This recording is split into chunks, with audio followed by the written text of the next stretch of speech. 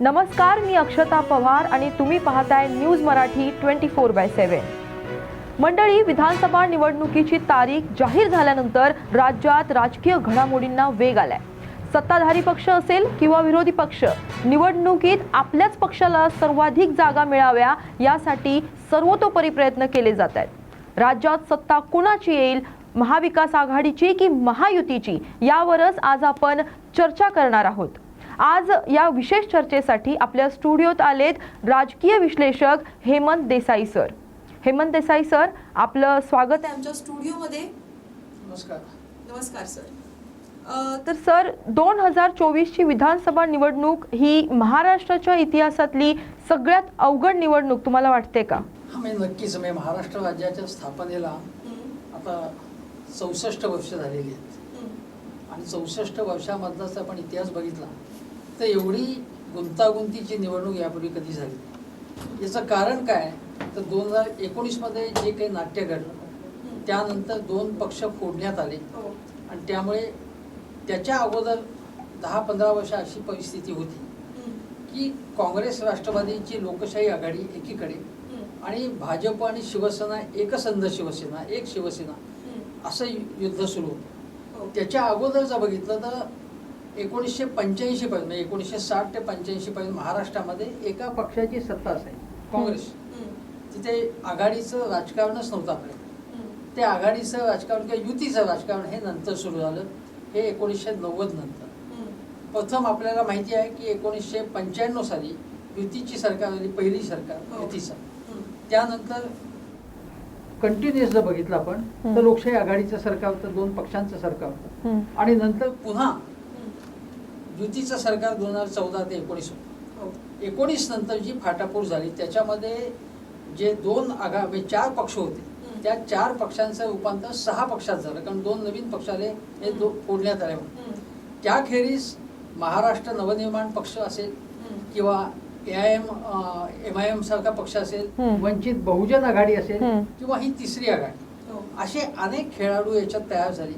याखेरीज आपण जर बघितलं तर फार मोठ्या प्रमाणात बंडखोर आहे. मी तुम्हाला सांगतो, कदाचित प्रेक्षकांना माहीत नसेल, तरुण प्रेक्षकांना, 1995 साली महाराष्ट्रामध्ये 45-46 अपक्ष हे निवडून आलेले होते आणि त्यामुळे अपक्षांच्या बळावरती जे युतीचं सरकार आलं होतं, अपक्षांचा एक वेगळा गट तयार झालेला होता आणि तशा प्रकारे त्यानंतर अस्थिरता निर्माण झाली. पण एवढी अस्थिरता, एवढी गुंतागुंत, एवढे नवे खेळाडू असे निर्माण झालेले नव्हते. त्यामुळे ही इंटरेस्टिंग आहे इलेक्शन, गुंतागुंतीची आहे. याच्याबद्दल भाकीत किंवा अंदाज व्यक्त करणं कठीण आहे.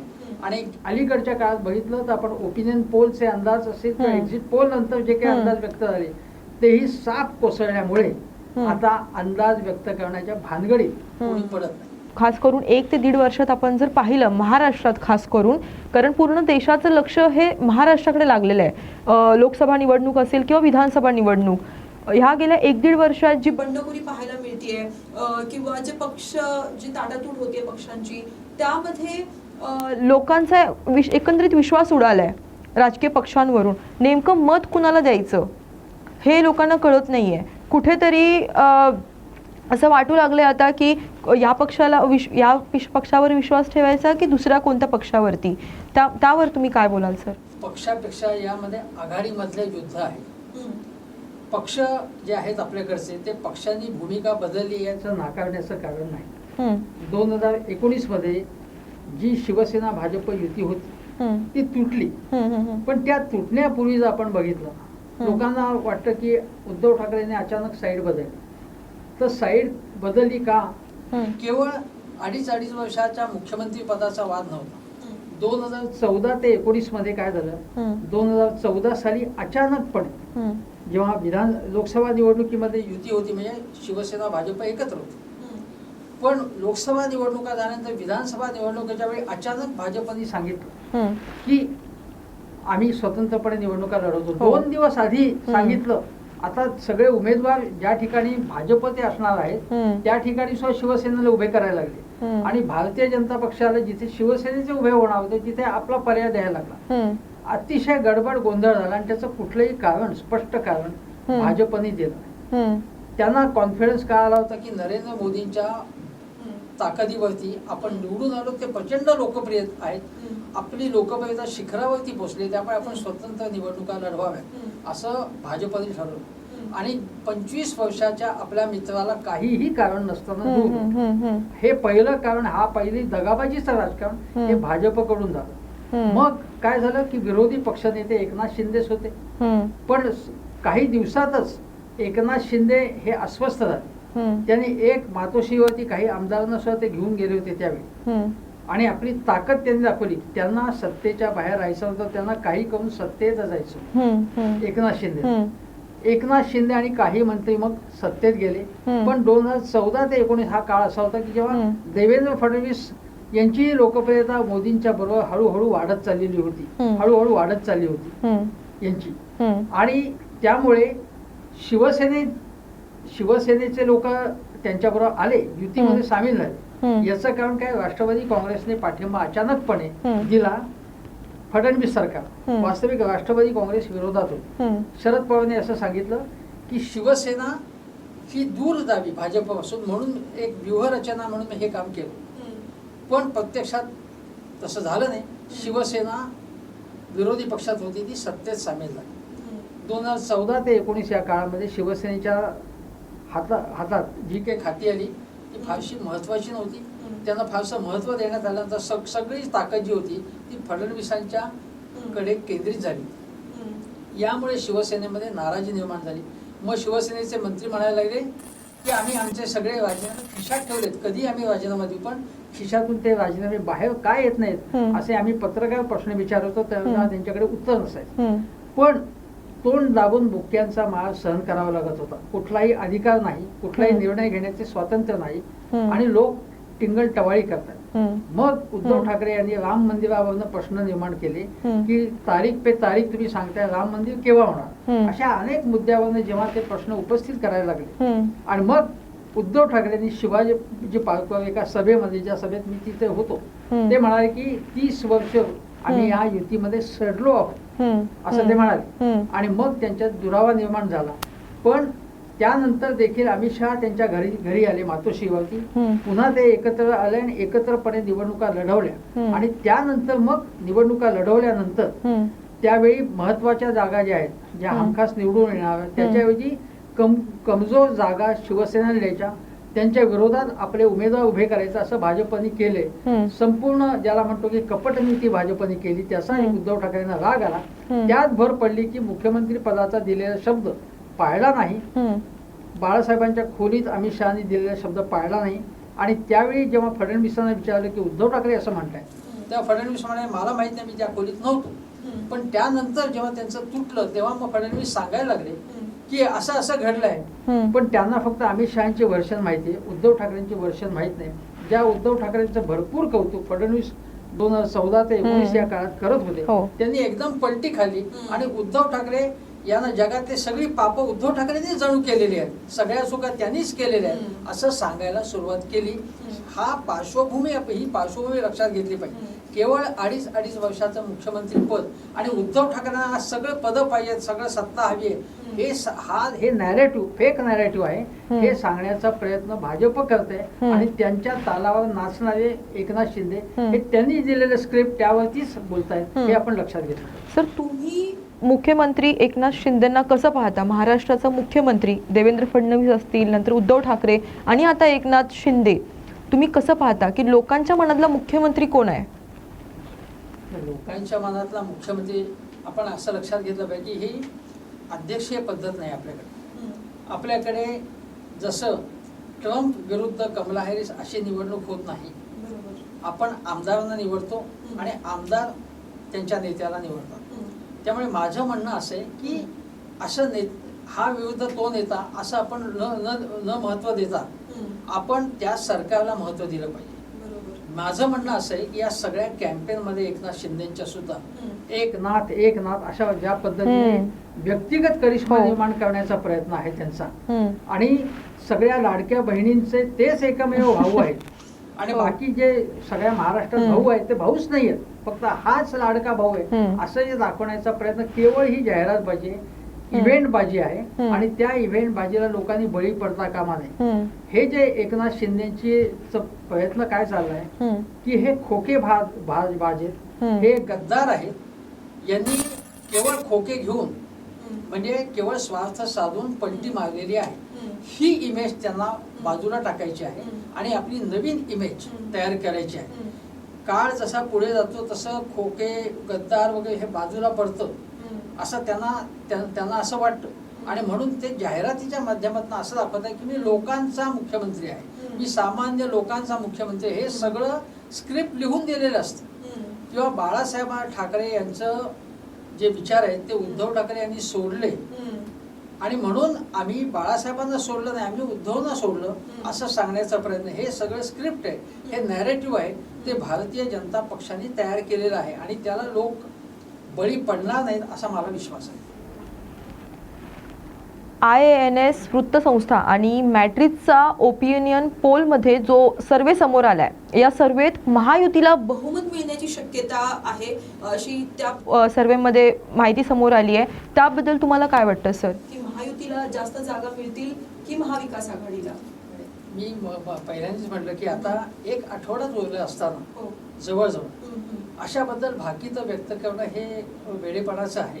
आणि अलीकडच्या काळात सगळे सर्वे जे आहेत त्या सर्वेजमध्ये मी सगळेच बोगस म्हणत नाही, कारण हे सर्वे करणं हे एक मोठं मार्केट आहे. यामध्ये मोठी गुंतवणूक असते आणि या गुंतवणुकीला सपोर्ट करणारे मुख्यतः सत्ताधारी पक्षाचे लोक असतात. ते एक नॅरेटिव्ह तयार करण्याचा प्रयत्न करतात. लोकसभा निवडणुकीनंतर कशा प्रकारे त्यांनी वातावरण निर्माण केलं ते बघा. लोकसभेमध्ये 31 जागा 48 पैकी महाविकास आघाडीला मिळाल्या. त्यामुळे महाविकास आघाडीची सत्ता नक्कीच विधानसभेत येणार असं बोललं जाऊ लागलं. मग लाडकी बहीण योजना आली. त्याच्या अगोदर लाडक्या बहिणी नव्हत्या का महाराष्ट्रात? हा पहिला भाग. बरोबर. त्यानंतर मुख्यमंत्री तरुणांना रोजगार स्टायपेंड योजना ती झाली. तीर्थाटन म्हणजे वयोवृद्ध लोकांना तीर्थक्षेत्राचं दर्शन घडवणं आणि आणखीन काही 4-5 योजना त्यांनी जाहीर केल्या.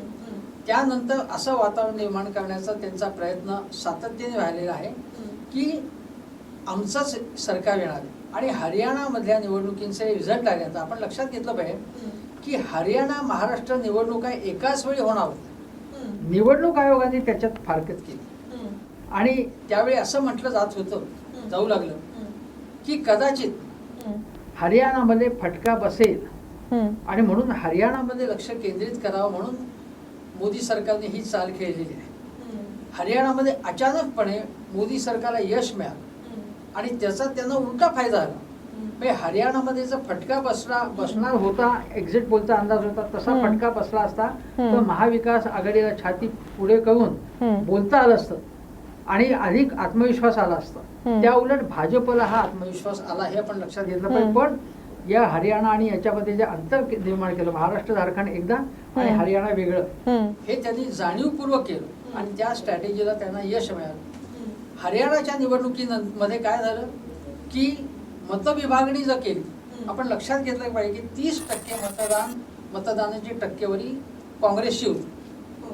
30 वरनं काँग्रेसने 39% प्रगती या निवडणुकीत केली.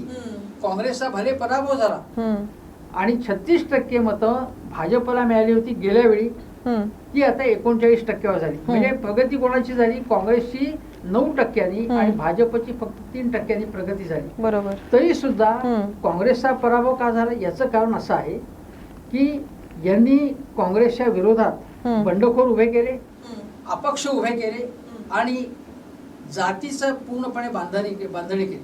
जाट मतदान जे आहे ते पूर्णपणे जे काँग्रेसला होतं मग यांनी जातीय जाती ज्या आहेत त्या एकत्र केल्या आणि शिवाय जाटांमध्ये सुद्धा फाटाफूट कशी होईल मतांमध्ये हे एक संपूर्ण एक रचना केली याची आणि त्याला फळं मिळाली. त्याच पद्धतीने आता महाराष्ट्रात सुद्धा ही बांधणी केली जाते हे आपण लक्षात ठेवा. महाराष्ट्रामध्ये वेगवेगळ्या जाती जमातींसाठी महामंडळ काढलेलं, अगदी ब्राह्मणांसाठी सुद्धा महामंडळ काढलेलं आहे, परशुराम महामंडळ. आणखीन प्रत्येक जातीसाठी वेगवेगळी महामंडळ काढलेली आहेत. ओबीसी मध्ये फार मोठ्या प्रमाणावरती ओबीसी मराठा जर महाविकास आघाडीकडे गेले तर ओबीसी आमच्याकडे यावे यासाठी ही वेगवेगळी महामंडळ काढली. भूपेंद्र यादव हे त्यांचे मोठे नेते गेले 6 महिने यावरती काम करतात आणि त्यांनी अशी संपूर्ण ओबीसी पूर्णपणे आपल्याकडे ताब्यात व्हावा. ओबीसी हा भाजपचा DNA असं फडणवीसच म्हणताय. पण त्या पलीकडे जाऊन ओबीसीसाठी नवीन आणखी काही उपाययोजना करा आणि त्याचवेळी मराठ्यांमध्ये सुद्धा डिव्हिजन कशी व्हावी यासाठी प्रयत्न केला. कारण मराठा हे पूर्णपणे महाविकास आघाडीच्या मागे जाऊ नयेत यासाठी जे काही करता येतील उपाय ते उपाय केले जात आहेत हे आपण लक्षात घेतलं पाहिजे. म्हणजे मतविभागणी झाली तर महाविकास आघाडीला धक्का पोहोचू शकतो हे भाजपला माहिती आहे. भाजपला लोकसभेमध्ये राष्ट्र संघाने फारसं काम केलं नव्हतं. मग त्यांनी राष्ट्र संघाला सांगितलं.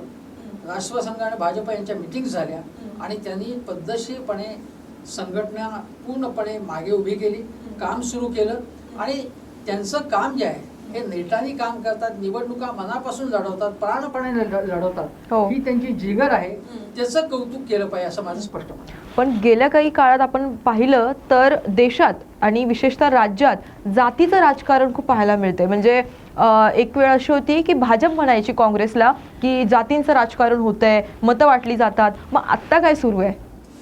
जातीचं राजकारण हे बघा पहिल्यापासूनच होत आहे. जात नाही ती जात असं म्हणतात. एक लक्षात घेतलं पाहिजे आपण की जे काँग्रेसची सत्ता महाराष्ट्रात इतके वर्ष होती त्यांनी काँग्रेसने काय केलं, यशवंतराव चव्हाणांनी महाराष्ट्र राज्याची स्थापना झाली होती. काय म्हणाले ते की हे मराठी समाजाचं राज्य आहे, मराठ्यांचं राज्य नाही. केवळ मराठ्यांचं राज्य नाही, मराठी आहेत पण मराठी समाजाचं राज्य आहे. त्यांना का सांगायला लागलं की बहुजन समाज मुख्यतः मराठा समाज हा काँग्रेसमध्ये जो काही 30-32% आहे तो सगळा काँग्रेसच्याच मागे होता. कारण काँग्रेस हा मुख्य पक्ष होता, स्वातंत्र्य चळवळीचा इतिहास होता, काँग्रेसच्या मागे होता. पण मराठा प्लस केल्याशिवाय आपल्याला सत्ता टिकवता येणार नाही हे त्यांना भान होतं. त्यामुळे त्यांनी सगळ्या लोकांना बरोबर घेतलं आणि त्याला काय म्हटलं त्यांनी, मी बेरजेचं राजकारण करतो, वजाबाकीचं करत. जे अन्य पक्षातले लोक असतील, चांगले लोक, अन्य विचारसरणीचे लोक असतील, पण अन्य वेगवेगळ्या समाजातल्या लोकांना बरोबर घेऊन मराठा प्लस या जाती असा जो बहुजन समाज होता त्या बहुजन समाजाचं राज्य काँग्रेसचं असल्यामुळे काँग्रेसला इतका पाठिंबा निर्माण झाला. तेव्हाही जे काही लोक म्हणायचे की काँग्रेस म्हणजे काय मराठ्यांचंच राज्य आहे, पण तसं ते नव्हतं. हे सगळ्या बहुजनांचं राज्य होतं. त्यामध्ये असं आहे की रिपब्लिकन पक्ष जो आहे तो रिपब्लिकन पक्षाचे एक मोठे नेते होते, दादासाहेब गायकवाड, जे बाबासाहेबांचे सहकारी किंवा अनुयायी होते. त्यांना सुद्धा काँग्रेसने यशवंतरावनी बरोबर घेतलं आपल्या. आणि आपल्याला माहिती की शरद पवारांनी सुद्धा रिपब्लिकन पक्षाच्या वेगवेगळ्या नेत्यांना बरोबर घेतलं होतं. हे जे आहे ते काँग्रेसने केलेले प्रयत्न केला, काही प्रमाणात अन्याय केला पण प्रयत्न तर केला त्यांनी. आणि तोच प्रयत्न मग भाजपने करायला सुरुवात केली की भाजपने मंडल आयोग आल्यानंतर पहिल्यांदा देशभर जे आंदोलन झालं त्यात भाजप सहभागी होता, मंडळाला विरोध केला होता. पण मग त्यांच्या लक्षात आलं की माळी, धनगर आणि वंजारी माधव फॉर्म्युला ज्याला म्हणतात तो आपण केल्याशिवाय महाराष्ट्रात भाजपचं प्रतिमा काय होती की हे शेडजी भटजींचा पक्ष आहे. शेडजी म्हणजे कोण, व्यापारी. मग ते जैन असतील, मारवाडी असतील, कोणी गुजराती असतील. आणि भटजी म्हणजे ब्राह्मण. हे मनुस्मृतीवर विश्वास ठेवणारे लोक आहेत अशी प्रतिमा होती. त्यामुळे शहरापुरता पक्ष होता. पण वसंतराव भागवत हे त्यांचे मोठे नेते होते. त्यांनी सांगितलं, प्रमोद महाजन आणि मुंडे हे होते या सगळ्यांना की आपण या सगळ्या लोकांना बरोबर घेतलं पाहिजे. मुंड्यांना त्यांनी महत्वाचं स्थान दिलं पक्षामध्ये.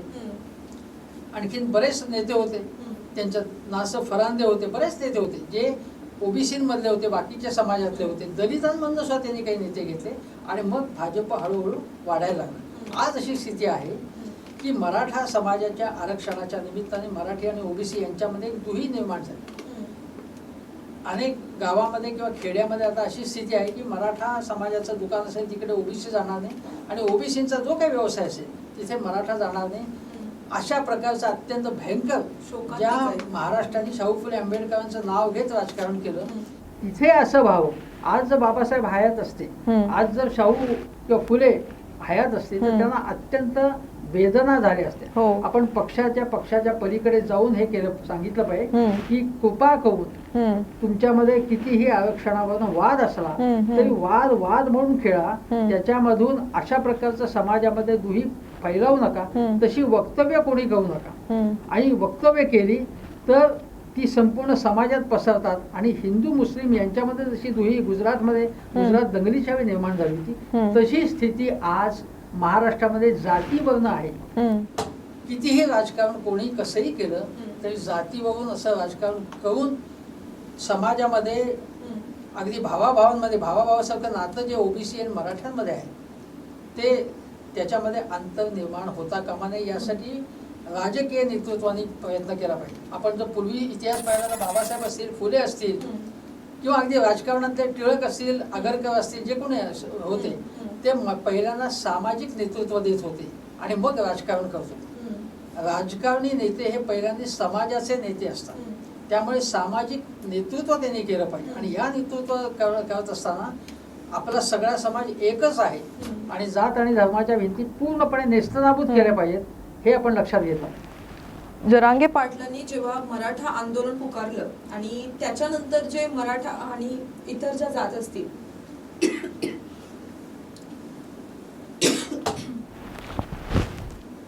जरांगे पाटलांनी जेव्हा मराठा आंदोलन पुकारलं आणि त्याच्यानंतर जे जातींमध्ये वाद सुरू झाला मग त्याचा कुठेतरी प्रभाव निवडणुकीच्या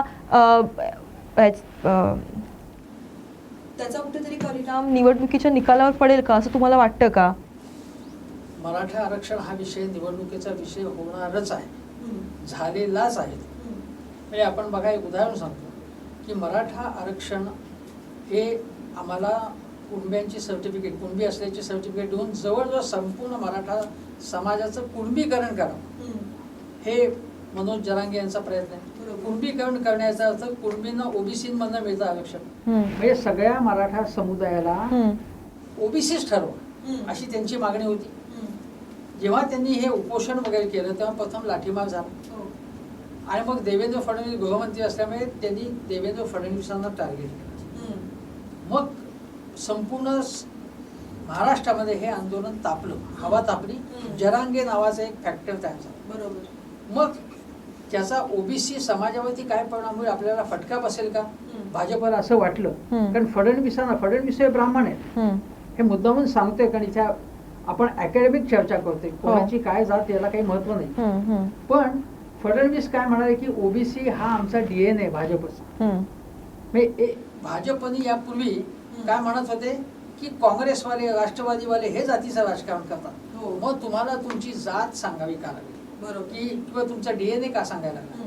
एखाद्या पक्षाचा डीएनए हा संपूर्ण समाज असला पाहिजे, एकच असता का म्हणजे काँग्रेस नेहमी जातवादाचं राजकारण करतं असं भाजप म्हणतात. आणि उत्तर प्रदेशमध्ये जातीची समीकरणं करूनच भाजपने विजय मिळवला. बिहारमध्ये तसा विजय मिळवलेला आहे. जातीची समीकरणं करावं लागतात कारण आपल्याकडे दुर्दैवाची गोष्ट असेल की जातीचे पुढारी, जातीचे विषय हे निवडणुकीच्या अग्रभागी येतात. आपण म्हणजे ज्याला म्हणतो की ताकाला जाऊन भांडं लपवायचं असं करता कामा नये. आहे हे सत्य आहे, असता कामा नये पण आहे.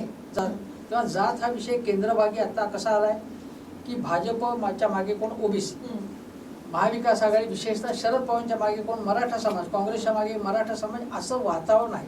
पण त्याच म्हणजे काँग्रेसमध्ये नाना पटोले ओबीसी समाजाचे मोठे नेते, ते ओबीसी आहेत ना. हो.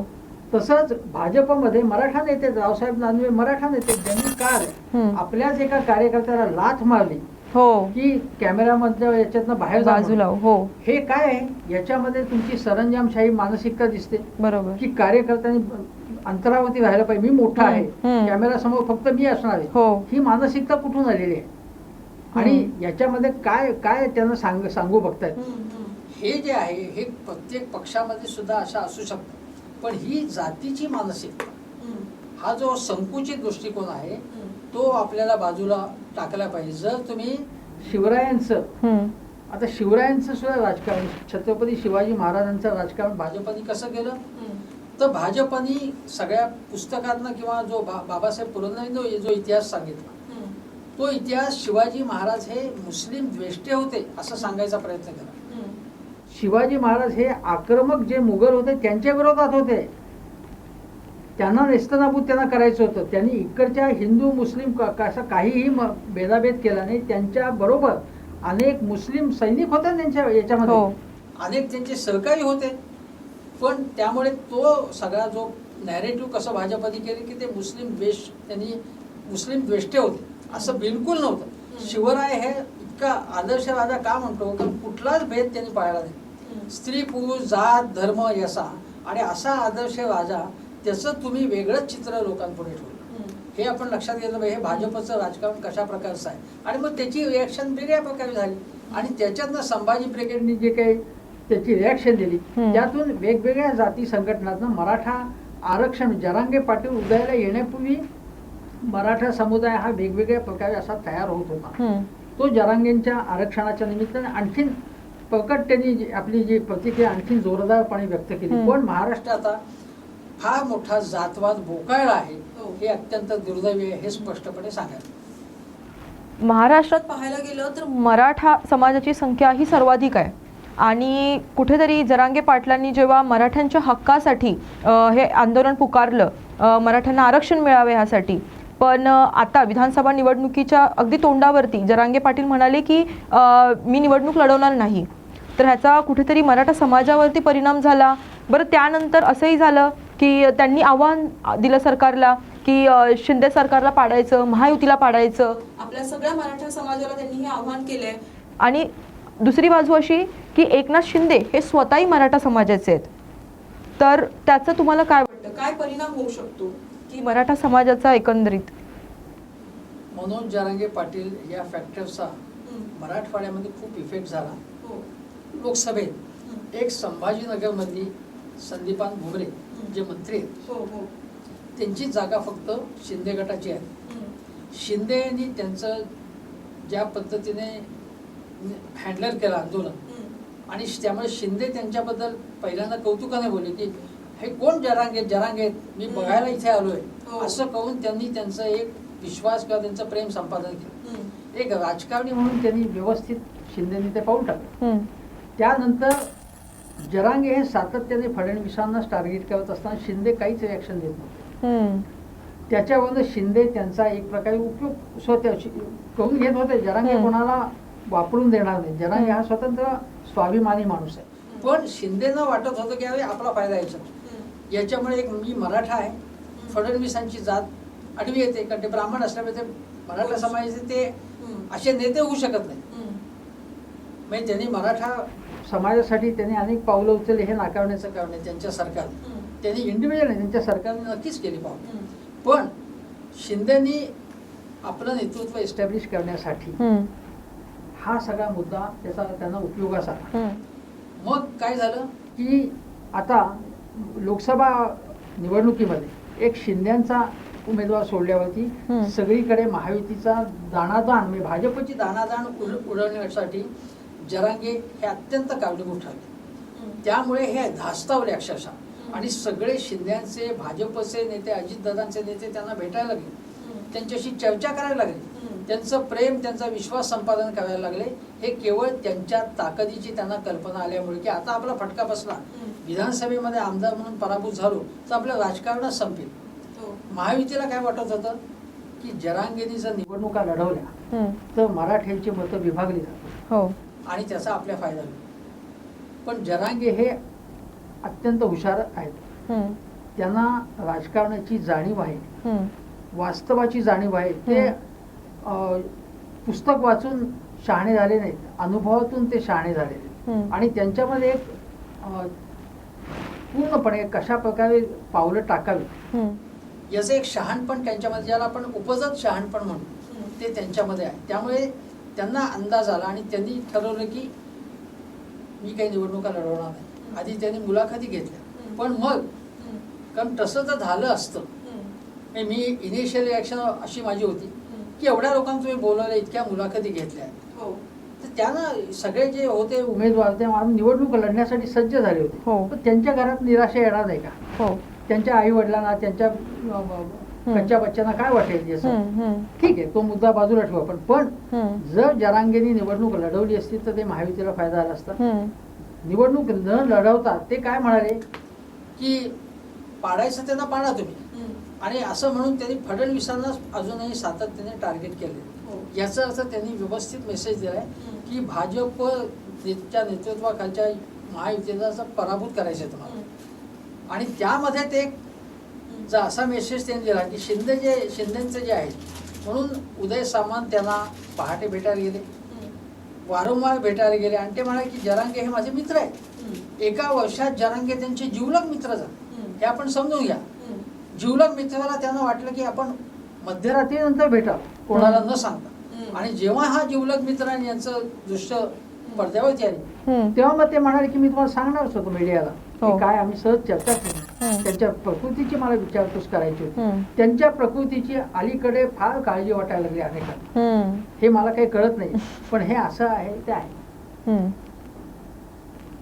मला असं वाटतं की या निमित्तानं म्हणजे आपल्या चर्चेच्या शेवटाकडे जातोय मला वाटतं आपण.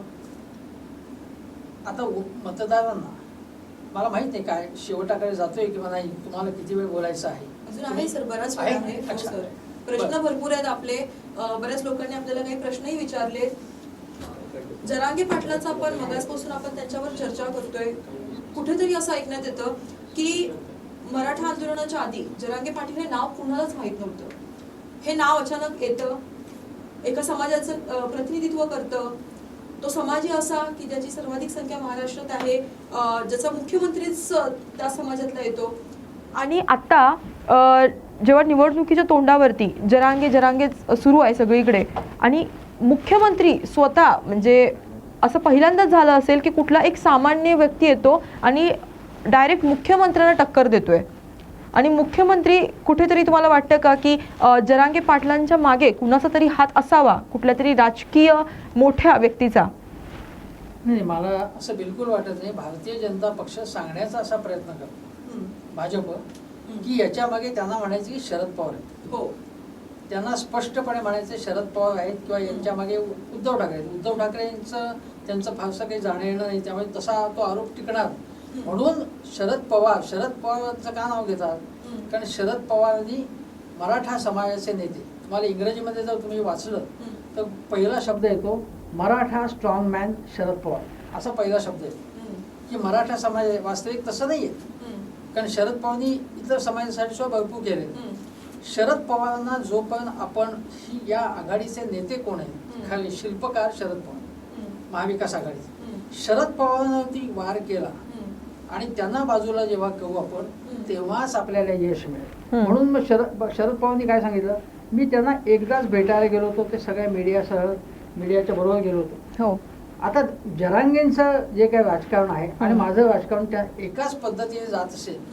शरद पवारांचा त्यांना पाठिंबा असं म्हणता येणार नाही. एक आपण लक्षात घेतलं पाहिजे की मराठा आरक्षणामध्ये च्या मुद्द्यावरती ज्या अनेक संघटना लढत होती, जेव्हा आंदोलन जास्त तापलं, हे काय म्हणतात, शरद पवार साहेबांनी आरक्षण का दिलं नाही की 40 वर्ष आंदोलन चालू. हा मुद्दा 2014 नंतर जेवढा अजेंड्यावरती आला तेवढा आला नव्हता तो. हे खोटं सांगतात ते. तेव्हा असं केव्हा आरक्षण दिलं नाही तर आम्ही रस्त्यावर येऊन प्रचंड मोर्चे काढू, अण्णासाहेब पाटील यांनी आंदोलन केलं हे कबूल. पण असा शेतीची जी अत्यंत वाईट अवस्था झाली ना की त्या याला कारणीभूत आहे आंदोलनाला. आत्महत्या वाढायला लागल्या, शेतीची दुरवस्था व्हायला लागली, आणि जागतिकीकरण झालं. त्या आणि मराठा समाज हा मुख्यतः शेतकरी पक्ष, शेतकरी लोकांचा पक्ष. त्यामुळे मराठा लोकांना आरक्षण घ्यावंसं वाटायला. याच्या अगोदर मराठा समाजाला काय वाटायचं की आम्ही सत्ताधारी पक्ष आहोत आणि आमची जात ही ताकदवर जात आहे, आम्हाला कोणाची भीक नको, गरज नको, आम्हाला काही असं म्हणत होते. पण नंतर बदललं आणि त्या आंदोलनामध्ये जे वेगवेगळ्या संघटना झाल्या त्यापैकी काही संघटना आणि नेत्यांना भाजपने दत्तक घेतलं, वापरून घेतलं आपल्या स्वार्थासाठी. हे लक्षात घेतलं पाहिजे. ते जरांगेंमुळे ते सगळे छोटे मोठे विकले गेलेले काही नेते होते ते बाद झाले आणि जरांगे ही मोठी ताकद झाली. आता जरांगेंवरती वार केला तर लोक आपल्याच मागे लागतील. म्हणून मग शरद पवारांना टार्गेट करायचं आणि शरद पवारांना सांगायचं की तुम्ही तुमची भूमिका स्पष्ट करा. असं सरकार कधी म्हणत नाही विरोधी पक्षांनी तुमची भूमिका काय, आणि तुम्ही भूमिका घेऊन धोरण तुम्ही राबवायची. हे या सापळ्यामध्ये शरद पवार सापडले नाहीत, महाविकास आघाडी सापडली नाही. पण आता या मला सांगायचं ते असे की या निवडणुकामध्ये केवळ मराठा आरक्षण हा मुद्दा नाही आहे, त्या पलीकडे आर्थिक मुद्दे आहेत. आणि आर्थिक मुद्दे असे आहेत की महाराष्ट्रामधले उद्योगधंदे गुजरातला पळवले जात आहेत. हे आकडेवारीनिशी आदित्य ठाकरे असतील किंवा अन्य लोकांनी दाखवून दिलेले आहे. महाराष्ट्राच्या स्वाभिमानाचा हा प्रश्न आहे, कारण दिल्लीवरनं लोक राज्य करतात आणि दिल्लीच्या इशाऱ्यानुसार वागतायत. एकनाथ शिंदे हे दिल्लीच्या तालावर नाचणारं प्यादा आहे. हा संपूर्ण अजेंडासाठी, त्यामुळे स्वाभिमानाचा विषय महाराष्ट्राच्या. छत्रपतींचा पुतळा पडणं, बदलापूरमध्ये अत्याचार होणं चिमुकल्यांवरती, 5-6 हजार मुली बेपत्ता होणं, महाराष्ट्रात बलात्कार वाढणं, त्यानंतर महामंडळावरच्या नेमणुका ज्या रखडल्या होत्या त्या अचानकपणे त्या घोषणा करणं, त्याच्याशिवाय जी जाहिरातबाजी, वेगवेगळे कार्यक्रम, या सगळ्या योजनांचे कार्यक्रम हातात घेणं, लाडक्या बहिणींचे. आणि महायुतीमध्ये मतभेद असले तरी लोकांसमोर येऊ न देणं, हे त्यांचं सगळं आहे व्यूहरचना. याचे काही त्यांना फळं मिळण्याची शक्यता नाकारता येत नाही अजिबात. एक नवं नॅरेटिव्ह, जे एकनाथ शिंदे म्हणजे गद्दार आहेत, मिंदे आहेत, खोकेवाले आहेत, हे जे सगळं आहे ते सगळं मागे सारून लाडक्या बहिणींचा लाडका भाऊ आहे. तरुण उद्धव ठाकरे म्हणाले की भावांचं काय, मग भावांसाठी योजना, स्टायपेंडची योजना आणली. मग वयस्कर लोकांचं काय, मग त्यांच्यासाठी तीर्थक्षेत्रांना भेट देण्याची योजना आणली. हे ज्या पद्धतीने कोका कोला आणि पेप्सी कोला कंपन्या जेव्हा आहेत त्यांच्याची कॉम्पिटिशन असायची, एकाने एक गोष्ट केली की दुसऱ्याने दुसरी गोष्ट करणं, ही मार्केटिंगच्या सगळ्या ज्या गिमिक्स आहेत त्या त्यांनी सगळ्या अंमलात आणल्या. त्यामुळे हे आता संपूर्ण पॉलिटिकल मार्केट आहे, मतदार म्हणजे मोठी बाजारपेठ आहे. आणि त्यासाठी जे काही फंडे करायचे, आता उदाहरणार्थ मुस्लिम उलेमांनी काँग्रेसला काही मागण्या सादर केल्या, तर लगेच या महायुतीने म्हणणं की बघा हे वयांच्या वाटेल त्या मागण्या ह्या मान्य करतायत आणि मुसलमानांचे लाड करतायत, त्यांच्या पुढे लांगुल चालन करतायत, हे नॅरेटिव्ह सेट करणं. वास्तविक नुसत्या मागण्या केल्यात. आता मुस्लिम हे या देशाचे नागरिक आहेत, कोणीही मागण्या करू शकतं, पण त्यात एक नॅरेटिव्ह तयार करणं. किंवा उद्धव ठाकरे हे केवळ मुसलमानांच्या मतांवरती जिंकून आलेले, वास्तविक मुस्लिम हे नागरिक आहेत, त्याचप्रमाणे केवळ मुस्लिम मतांवर कोणी जिंकून येऊ शकत नाही. एक उदाहरण त्यांनी मालेगावचं दिलं. बाकीच्या ठिकाणी अनेक हिंदूंनी मतदान केले ना उद्धव ठाकरेंना, शरद पवारांना, ते काय मुसलमान आहेत का सगळे? पण हे नॅरेटिव्ह असे लोकांच्या मनावर सातत्याने बिंबवण्यात. तुम्हाला एकच उदाहरण सांगतो की अतिशय उच्च शिक्षित डॉक्टरनी मला फोन करून सांगितलं या उलेमांचा प्रश्न की बघा हे काय चाललंय महाविकास आघाडीचं. म्हटलं तुमच्यासारखे सुजाण माणसं सुद्धा या ट्रॅपला बळी पडली तर या देशाचं कठीण आहे. कुठेतरी आज जे प्रेक्षक आपल्याला पाहतात आहेत सर, त्यांनी थोडं लक्षात घ्यायला हवं की जे महाविकास आघाडी सरकारला विरोध करत होती, ज्या महायुतीने योजना आणल्या त्यांना विरोध करत होती, पण आज निवडणुकीच्या तोंडावर मविया असेल, वंचित असेल, आज सगळेच पक्ष असतील, हे स्वतः म्हणतात आहेत की जेव्हा आम्ही निवडून येऊ तेव्हा आम्ही जास्त त्यांच्यापेक्षा जास्त पैसे देऊ किंवा दुसऱ्या चांगल्या योजना तुमच्यासाठी आणू.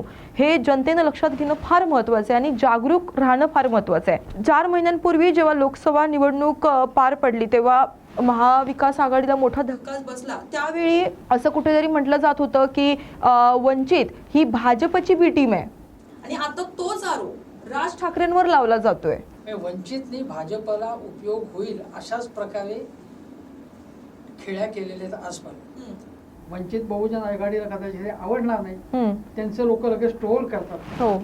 अनेक विचारवंतांच्या घरावरती त्यांनी मोर्चे नेले आणि त्यांना म्हणजे जे पुरोगामी विचारांचे शाहू फुले आंबेडकर मानणारे.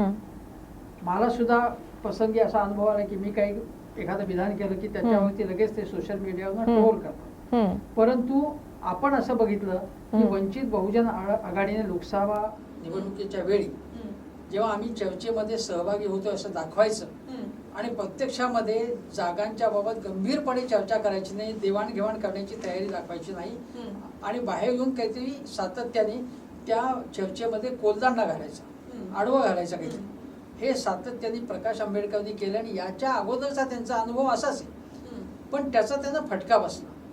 दुर्दैवाची गोष्ट अशी की वंचित बहुजन आघाडी हा चांगला प्रयोग होता.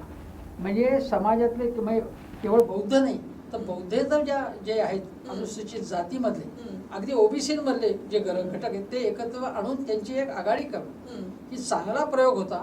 त्यांनी जर चांगल्या प्रकारचं राजकारण केलं की जे अर्थातच ते भारतीय जनता पक्षाच्या किंवा हिंदुत्ववादाच्या विरोधात असलं पाहिजे. कारण शाहू फुले आंबेडकर मानायचं आणि त्याच वेळी हिंदुत्ववाद्यांबरोबर जायचं हे असू शकत नाही. त्यामुळे ती भाजपची बी टीम आहे किंवा भाजपला फायदा होईल अशाच प्रकारे त्यांच्या स्ट्रॅटेजीज आहेत. MIM हा पक्ष असंच करतो. म्हणजे एकीकडे संभाजीनगरचं नाव बदलू देणारच नाही, म्हणजे जणू काही MIM म्हणते की ताबडतोब बदला, आणि मग MIMनी त्याला रिॲक्शन द्यायची की बघा तुम्ही आम्ही आव्हान देतो तुम्हाला. याच्यामधनं कसं होतं की ध्रुवीकरण होतं आपोआप आणि त्याचा दोघांनाही फायदा होतो. हे लोकांनी लक्षात घेतलं पाहिजे. हे नाटक आहे, याचा काही संबंध आहे लोकांच्या प्रश्नाशी. त्याचा भाजपलाही फायदा होतो, हिंदू कन्सॉलिडेट होतात, MIMला फायदा होतो, मुस्लिम काँग्रेसपासून तुटून MIM कडे यावे, हा त्यांचा भाग आहे.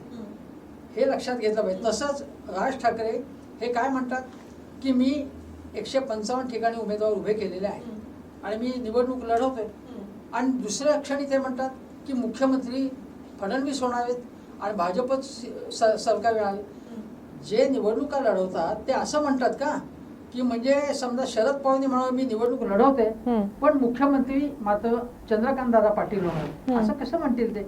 आमचाच मुख्यमंत्री व्हायला पाहिजे असं म्हणायला पाहिजे ना. मग तुम्ही गंभीरपणे निवडणुका लढवत नाहीत किंवा भाजपच्या बी टीम सारखं वर्तन करताय. आणि ज्या ठिकाणी तुम्ही उद्धव ठाकरेंचे विशेषतः कॅन्डिडेट्स आहेत तिथे त्यांची मतं कापावी, व्होट कटाऊ पार्टी म्हणतात, त्यांची मतं कमी व्हावी आणि भाजपला फायदा व्हावा, यासाठी मनसेचे प्रयत्न चालू आहेत, हे स्पष्ट आहे.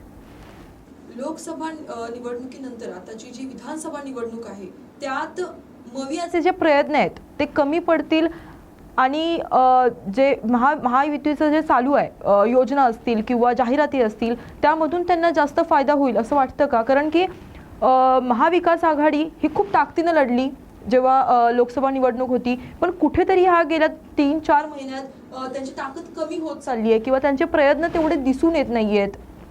याबद्दल काय बोलू? मला असं वाटतं की लोकसभा निवडणुकांमध्ये जे यश मिळालं त्यामुळे थोडंसं आनंद होणं आणि थोडंसं स्वास्थ्य मिळणं, म्हणजे शांत होणं, आळशीपणा हा त्यांच्यामध्ये आलेला आहे. अति आत्मविश्वास हा काँग्रेसमध्ये अनेकदा येतो पडतो. हो. आणि शिवाय आपल्यातले मतभेद जाहीर करणं, जाहीरपणे स्टेटमेंट्स करणं, हे सुद्धा त्यांच्यामध्ये फार आहे जे महायुतीत नाही आहेत. म्हणजे अजितदादा, एकनाथ शिंदे, फडणवीस हे एकमेकांच्या विरोधात जाहीरपणे त्यांनी वक्तव्य केलेली नाहीयेत. या उलट या बाजूला जर बघितलं तर शिवसेना, उद्धव ठाकरे गट आणि काँग्रेस यांच्यामध्ये जाहीरपणे पत्रकारांच्या समक्ष जे मतभेद आहे ते समोर आलेले, आणि हे त्यांनी टाळलं पाहिजे, नाही तर भयंकर परिस्थिती. मगाशी एक राहिलेला मुद्दा असा तो मनसेचा दादरची जागा, माहीम मतदारसंघाची जागा, तिथे अमित ठाकरे उभे आहेत, तिथे महेश सावंत जे उद्धव ठाकरे यांचे सांगलीत तगडा ज्याला उमेदवार आहे आणि ज्यांनी खालपासून काम केले, विभाग प्रमुख म्हणून अतिशय चांगलं काम केलं, ते महेश सावंत आणि सदा सरवट. आता याच्यामध्ये काय आहे की लॉजिकल प्रश्न असा आहे की जर तुम्ही तिथे अमित ठाकरेंना तिथे उभं केलं तर संदीप देशपांडे गेल्या वेळी त्यांनी सदा सरवटकरांना चांगली फाईट दिली होती आणि 46,000 मतं मिळवली होती. त्याच्या अगोदर नितीन सरदेसाईंचा तो मतदारसंघ होता. माझं म्हणणं असं आहे की जर या इथे सदा सरवणकर आता इथे उभे आहेत पण इकडे संदीप देशपांडे उभे आहेत, संदीप देशपांडे हा मतदारसंघ का नाही दिला? संदीप देशपांडे तिथे राहतात, हा मतदारसंघ यांना का दिला? अमित ठाकरेंना. म्हणजे जे तुमच्या मनसेमध्ये सुद्धा जे अनेक वर्ष काम करतायत, तुमच्या जवळचे सहकारी राज ठाकरे त्यांचं कौतुक करतात, त्यांना माहीम मतदारसंघातनं त्यांनी का दिलं नाही? किंवा नितीन सरदेसाई यांची प्रतिमा चांगली आहे पण त्यांना ते तिकीट मिळालं नाही, आणि जो नौखा जो आहे त्याला अचानकपणे एकदम संधी देणं. माझं म्हणणं आहे की अजून 4-5 वर्ष एक निवडणूक त्यांनी घेतली असेल आणि नंतर म्हणजे तुमच्याच पक्षातल्या सहकार्यांना हे करून तुम्ही दुसऱ्यांना संधी देता, आणि हे घराणेशाही युक्त जे पक्ष आहेत त्यांच्यामध्ये हाच प्रॉब्लेम आहे की तुमच्या जवळच्या सहकार्यांना न देता घराण्यातल्याच लोकांना संधी दिली जाते. आज राज्यातही आपण हीच परिस्थिती पाहतोय की जे साधे कार्यकर्ते असतात ते आयुष्यभर एका आपल्या नेत्यासाठी सगळ्या गोष्टी करतात, घरदार सगळं सोडतात, पण जेव्हा अशा गोष्टी येतात, जेव्हा उमेदवार हवा असतो पक्षाला, तेव्हा याच कार्यकर्त्याकडे, या सामान्य कार्यकर्त्याकडे पाहिलं जात नाही. पहिल्या प्रेफरन्स किंवा पहिलं आपल्याच मुलाला किंवा घरातल्याच कुठल्या तरी व्यक्तीला ही संधी दिली जाते. सर, माझा पुढचा प्रश्न असा आहे की महाराष्ट्राबरोबरच झारखंडची निवडणूक पण आहे, पण सर्वात जास्त लक्ष हे केंद्राचंही महाराष्ट्राच्या निवडणुकीवरती आहे. असं का वाटतं तुम्हाला की ही निवडणूक एवढी का महत्वाची आहे? एक असं लक्षात घेतलं पाहिजे की महाराष्ट्र आणि मुंबई हे देशाचं कमर्शियल कॅपिटल आहे. मुंबईमध्ये जेवढे प्रकल्प नवीन येतात, हम्म. जेवढी गुंतवणूक मुंबईमध्ये फॉरेन इन्व्हेस्टमेंट येते हम्म. किंवा FII ज्याला परदेशी संस्थात्मक गुंतवणूक म्हणतात, हम्म. ती गुंतवणूक ज्या मुंबईच्या मार्केटमध्ये येते, मुंबईत नॅशनल स्टॉक एक्सचेंज आहे, हम्म. मुंबईत रिझर्व्ह बँक आहे हम्म. आणि मुंबईमध्ये BKC आहे, हम्म. मुंबईमध्ये महापे आहे मुंबईजवळ, हम्म. हा जो सगळा पट्टा आहे त्याच्यामध्ये आर्थिक हितसंबंध फार मोठ्या प्रमाणात आहे. हम्म. उद्योगपतींचे हितसंबंध फार मोठ्या प्रमाणात त्याच्यात आहे. हम्म. त्यामुळे मुंबई आपल्या ताब्यात असावी हम्म. असं केंद्राच्या राज्यकर्त्यांना वाटतं. हम्म. आणि म्हणून तुम्हाला आठवत असेल, माहीत असेल तर संयुक्त महाराष्ट्राची जी चळवळ झाली हम्म. त्यावेळी त्यांचा प्लॅन काय होता, तेव्हा काँग्रेस सरकार होतं, नेहरू सरकार होतं. हम्म. त्यावेळी जेव्हा एकेका भाषेची वेगळी राज्य झाली, भाषावार प्रांत रचना म्हणतात. पूर्वी कसं होतं की प्रत्येक भाषेचं असं राज्य नव्हतं. हम्म. मग आंध्रचं झालं, एक तिथल्या एका श्रीरामुलू नावाच्या व्यक्तीने उपोषण केलं हम्म. आणि मोठा त्याग केला. हम्म. मग त्या आंध्र राज्य झालं. मग महाराष्ट्राचं म्हणणं होतं की आमचं राज्य का नाही, मुंबई प्रांत होता ते. हम्म. हम्म. आणि मग मुंबई प्रांताच्या ऐवजी काय केलं, गुजरात आणि महाराष्ट्र एकत्र केलं, त्याला द्वैभाषिक राज्य म्हणतात. त्याचे यशवंतराव चव्हाण मुख्यमंत्री होते 56 साली, हम्म. 56 ते 66 60 असं झालं. हम्म. आणि मग इथल्या लोकांनी, प्रबोधनकार ठाकरे, आचार्य अत्रे सगळे एकत्र आले हम्म. आणि त्यांनी मोठं आंदोलन केलं. SM जोशी म्हणून होते, हम्म. कॉम्रेड डांगे होते. हम्म. मग आपलं राज्य इथे झालं.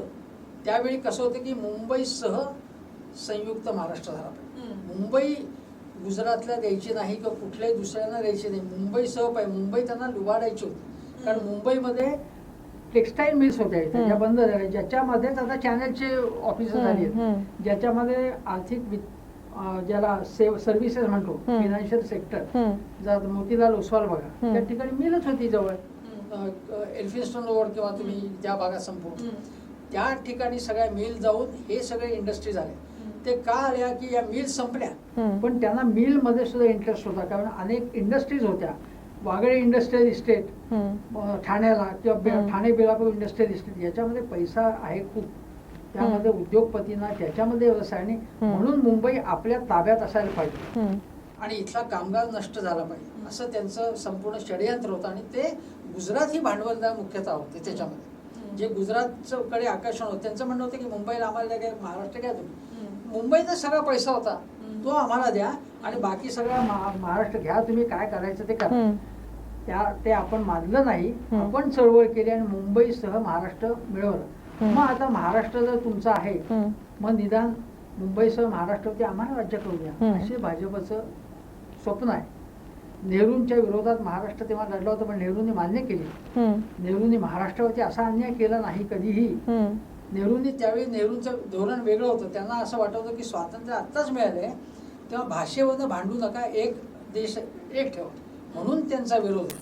पण आजचं राज्यकर्ते आहेत, त्यांना मुंबईमधले पैसा, अदानी अंबानी सगळे आपल्या ताब्यात ठेवायचे आहेत, मुंबईतले उद्योगधंदे, मुंबईतलं गुंतवणूक आपल्या ताब्यात ठेवायची, म्हणून त्यांना महाराष्ट्रामध्ये इंटरेस्ट आहे, हे आपण लक्षात घेतो. आज आपण आमच्या स्टुडिओमध्ये आलात, धन्यवाद.